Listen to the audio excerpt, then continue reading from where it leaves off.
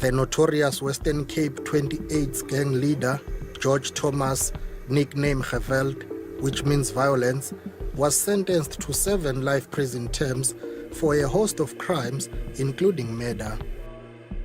I'm gonna be brutally honest. I'm not saying I regret it because my whole life shaped the person that I am today. But what I know for a fact, if I could have changed some things, I wouldn't be here where I am now. And this message to the aspiring gang members from a once powerful and feared gang leader.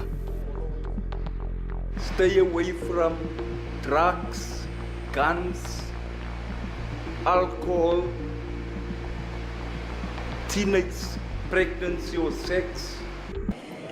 Convicted of his first crime at the age of 9, Geweld Thomas, nicknamed Geweld, is now 48. The alleged gang boss has denied involvement in the crimes. He has 19 previous convictions. Thomas is believed to have terrorized the Cape Flats community of Bishop Lavis. It's where he grew up. From housebreaking and theft in the mid-1970s to a murder conviction in 1986, Geweld spent years behind bars. He's currently in solitary confinement. Geweld Thomas led the feared 28th gang from Cape Flats, orchestrating murders from behind prison walls. The numbers gangs, 26 gang, 27s, and 28s, are notorious prison gangs in South Africa, each with its own structure and code. The 28s, dominant in the Western Cape, operate with a strict hierarchy and a code of silence. Geweld Thomas rose through this system, eventually leading the Bishop Lavis faction. His leadership was marked by ruthless control and a reputation for violence. Between 2006 and 2010, Thomas's gang was involved in a series of heinous crimes, including multiple murders, racketeering, and firearms offenses. The gang's operations were extensive, with Thomas allegedly orchestrating hits from behind bars.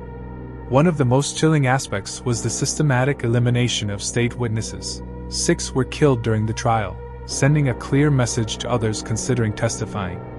The trial itself was a high-stakes affair, lasting 5 years and involving over 70 witnesses.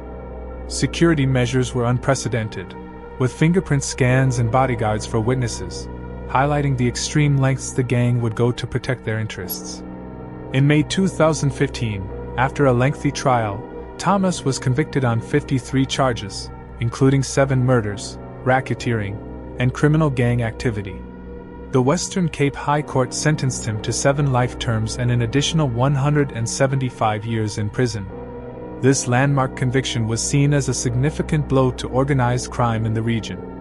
Despite his incarceration, Thomas's influence remained formidable. In 2024, his transfer from Ebongweni prison in Kokstad to Helderstrom prison in the Western Cape sparked public concern. Community leaders feared that his presence could reignite gang violence in the area. Minister of Correctional Services, Dr. Peter Greenwald, intervened, redirecting Thomas to a maximum security facility in Pretoria to mitigate these risks. Jeremy Veery, former Deputy Provincial Commissioner of the South African Police Service, commented on Thomas's enduring influence, stating, "His code of violence continues to affect communities." Thomas's conviction was hailed as a significant victory in the fight against organized crime. Authorities declared it a step toward crushing the numbers, referring to the dismantling of the numbers gang's control. However, the deep-rooted structure of the 28th gang remains a challenge. While Thomas's leadership has ended, the gang's influence persists, raising questions about the long-term effectiveness of such legal victories. Hy staan bekend as Geweld. Die man is glo een van die mees berugte bendelede in Kaapstad. Hy is nogal baie intelligent, baie meer. Ek het ook Mr. Big verteenwoordig en hy was baie belangrik, maar hy is baie en meer intelligent as hulle.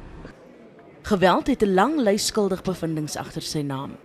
Sy eerste aangetekende misdaad is in 1975 gepleeg, toe hy slegs 9 jaar oud was. Hy bevind hom nou weer in die beskuldigde bank op 50-jarige ouderdom.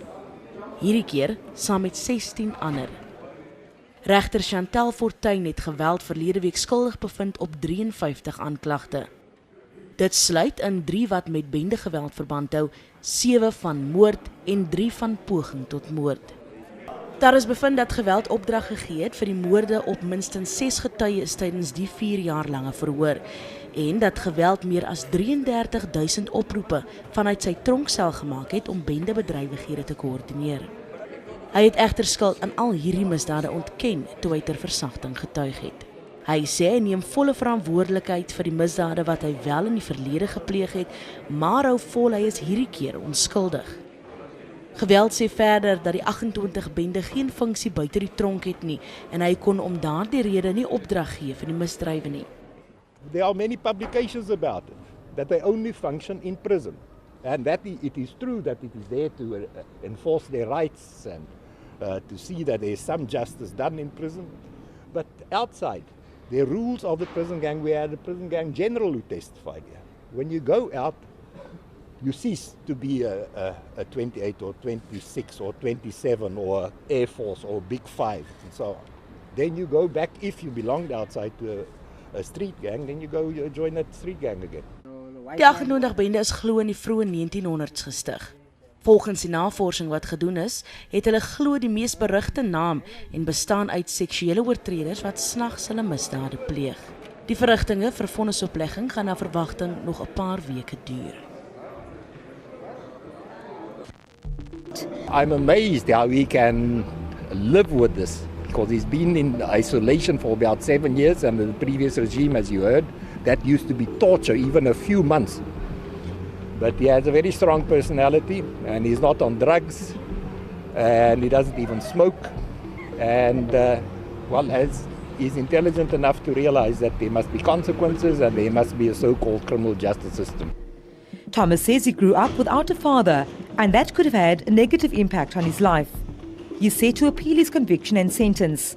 His co-accused are due to call witnesses tomorrow to testify in mitigation. Under Thomas's leadership, the gang's influence expanded, blurring the lines between prison and street operations. His command was so profound that even from behind bars, he managed to orchestrate criminal activities. In one of South Africa's most significant gang trials, Thomas faced 166 charges, including 7 counts of murder, attempted murder, racketeering, and illegal possession of firearms. The trial, which spanned over 4 years, unveiled the extent of his criminal enterprise.